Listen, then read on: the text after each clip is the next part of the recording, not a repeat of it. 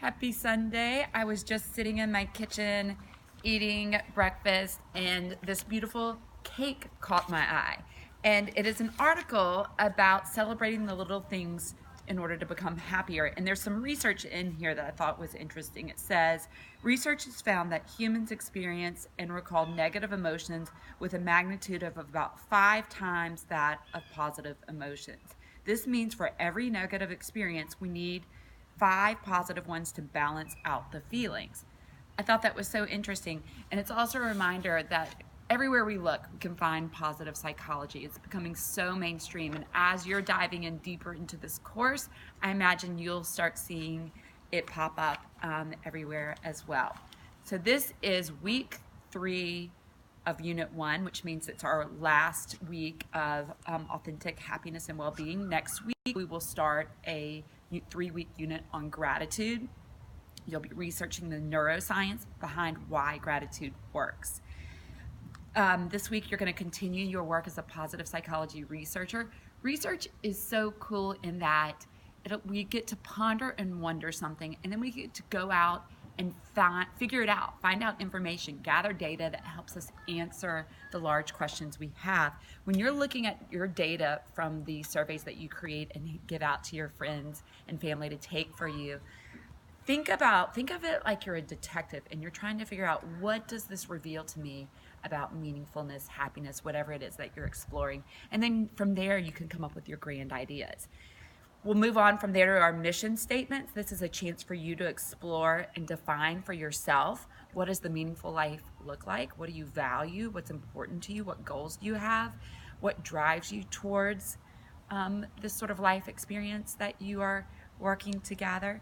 And then finally, I just put up our week 3 hangout. I loved reading about the shows and movies that you're into right now. It kind of made me want to take a year off of work and just Netflix it for a very long time. Grading, sometimes when you don't give those responses to in your assignments, I will give you partial credit. Sometimes I just don't give you any credit until you go back and put those in there. That does not mean I'm not going to give it to you later, but I'm waiting for you to complete the work. Here's the tricky part. Canvas doesn't notify me when you add to an assignment. So after you've posted it one time, I do not get a notification. So if you are going back and adding your responses after the due date, then you need to make sure that you twist me. Otherwise, it's never going to cross my radar. Let me know if you have any questions about that. And then finally, at the end of this week, you're going to have an end of the unit reflection. This is an opportunity to look back at our comps and outcomes. Remember, those are our guiding goals for the course, how we want you to learn and grow, the skills we want you to develop. So the idea there is that you're going to reflect on how you grew those comps and outcomes over these 3 weeks.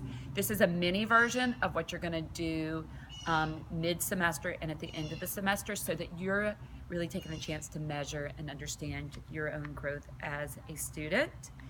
And finally, if you could go into Twist and direct message me, and let's lean on this research.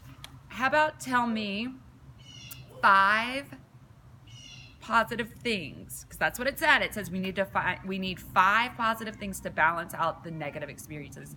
5 positive things that happened over this past week, and they can be simple, like you enjoyed a piece of cake that made your day.